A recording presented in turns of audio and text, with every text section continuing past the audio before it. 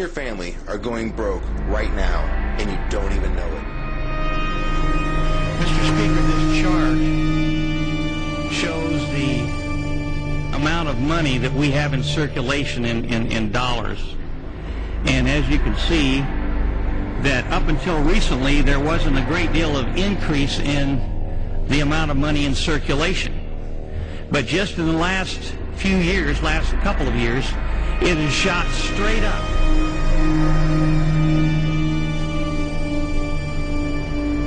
That up until recently, there wasn't a great deal of increase in the amount of money in circulation.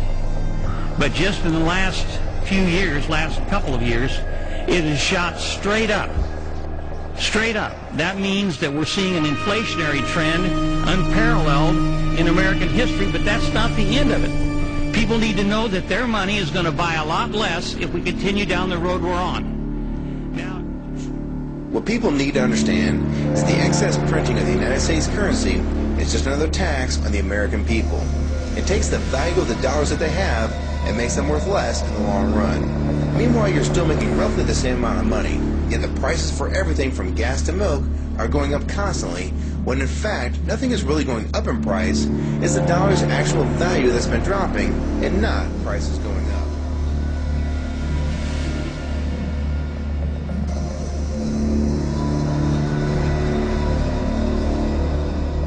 But the fact of the matter is, the Treasury Department of the United States, in my opinion, and I'm very sure this is going to happen, they're going to have to print more money.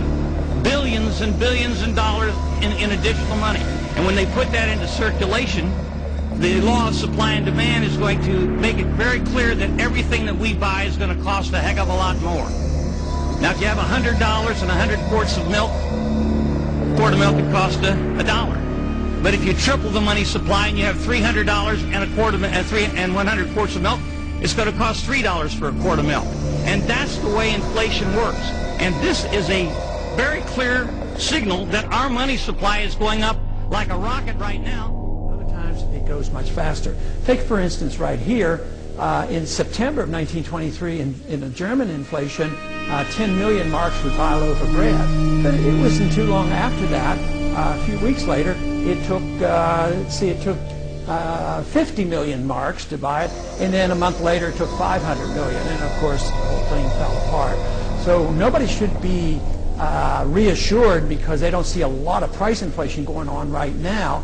That what they should be looking at is what the Federal Reserve is doing, printing money like crazy, and the day that we have to dread is the day the people lose confidence, or the world lose confidence in the dollar, because that's when prices will soar, interest rates will go up, and then we will be forced into devising another monetary system. Pump an extra $1 trillion into the U.S. financial system by purchasing Treasury bonds and mortgage securities. Now, the idea, of course, is to encourage economic activity by lowering interest rates, including those on home loans. While this may bring a short-term jolt, many critics say that printing money, vast amount of money, out of thin air will bring disastrous consequences. More specifically, hyperinflation and the plunge of the U.S. dollar. Many experts have gone on record saying that the U.S. monetary policy has passed the point of no return when it comes to printing money. So Americans eventually one day may have a stash of cash at home, but if you go to a store and bread costs $10, $20, what is your money really worth? And if anybody has any doubts over the severity of hyperinflation, look to Germany in the early 1920s. At that point, paper currency had lost so much value that people were literally burning it in furnaces to stay warm. The problem and severity of this situation cannot be underestimated. What people in Washington are thinking right now, no one knows.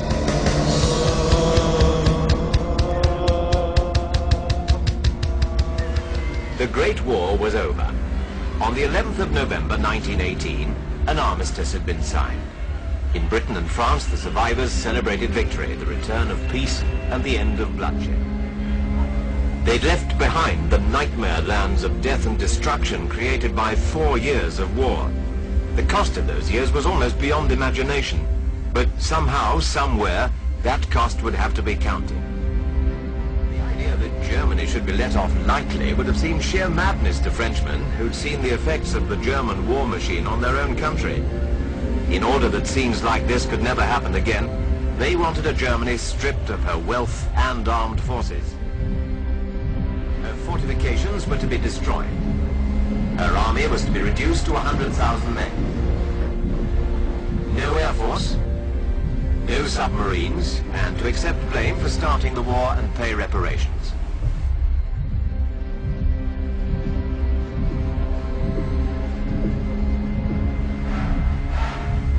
The rebuilding of war-damaged France was costing the country a great deal of money. Germany was already in a bitter mood. Might not reparations only make things worse? But these arguments didn't impress the Allies, who fixed a sum of £6,600 million for the Germans to pay. For some time, the value of the mark had been dropping. As the value of the notes decreased, so the amount of notes needed to buy things grew. Banks became more and more hard-pressed to meet the ever-increasing demand for paper money. For their customers, suitcases replaced wallets. To meet this crisis and pay the strikers in the Ruhr, the government simply printed more money. And as it lost its value, so it cost more and more to pay wages, to buy food. Hundreds of thousands. Millions, whatever figure was printed on the notes, really meant nothing. The German mark was worthless.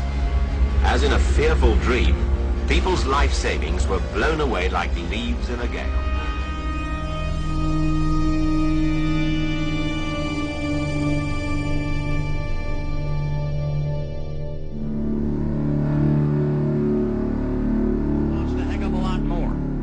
Now, if you have $100 and 100 quarts of milk, a quart of milk would cost $1. But if you triple the money supply and you have $300 and a quart of and 100 quarts of milk, it's going to cost $3 for a quart of milk. And that's the way inflation works. And this is a very clear signal that our money supply is going up like a rocket right now.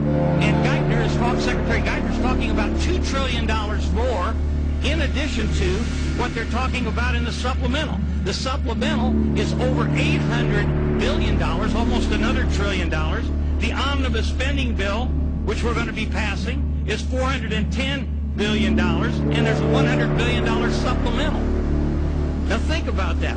Where is all that money going to come from? You can't give people something unless you take it away as far as taxes are concerned. So we can't tax people that much. And so what they're going to have to do is they're going to have to inflate the money supply. And they are going to do it. The manipulation of our money supply is something that everybody in this country ought to be concerned about.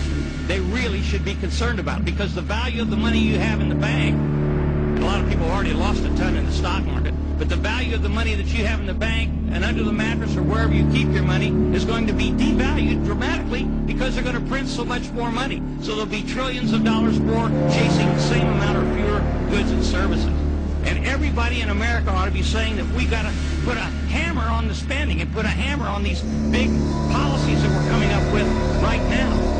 I don't think people realize, honestly. I understand we have economic problems, but this is going to put our kids, our grandkids, and our posterity in one heck of a situation, because they're either going to be taxed to the limit or way above the limit, or they're going to have to deal with an inflationary spiral that means that the amount of money they have won't amount to anything. In Zimbabwe right now, that one piece of currency is worth about 12 million of their former currencies. So they just put more zeros on it. And when people go to buy bread or food or anything else over there, they have to take buckets of money. That happened in post-World War II Germany. And we're going to do it here right in the United States if we don't get controlled spending. And this is real, folks. This isn't baloney. Geithner said today he may have to monetize up to $1 trillion or get loans for $1 trillion or $2 trillion. $410 billion in the omnibus, $800+ billion in the stimulus, $100 billion in the supplemental. I mean, where's this money going to come from? Where's it going to come from? So I'd just like to say, Mr. Speaker, to my colleagues and the American people, this ain't baloney. This is real dollars and cents. This is the future of our kids, our grandkids, and the future of our system of government in the United States of America. We must not let this happen. We must not let this happen. Gentleman's time has expired. Under a proper currency, government simply cannot finance wars. Why? Because they'd have to come clean to the people and say, oh, if we want to invade country X, it's in effect going to cost you a marginal tax rate of 75%. People would quite literally burst out into laughter and say, this is patently absurd that you propose to do. Whereas under a central banking system, you can basically foist those debts upon your children. You can debase the currency in such a way that people can't see it from day to day.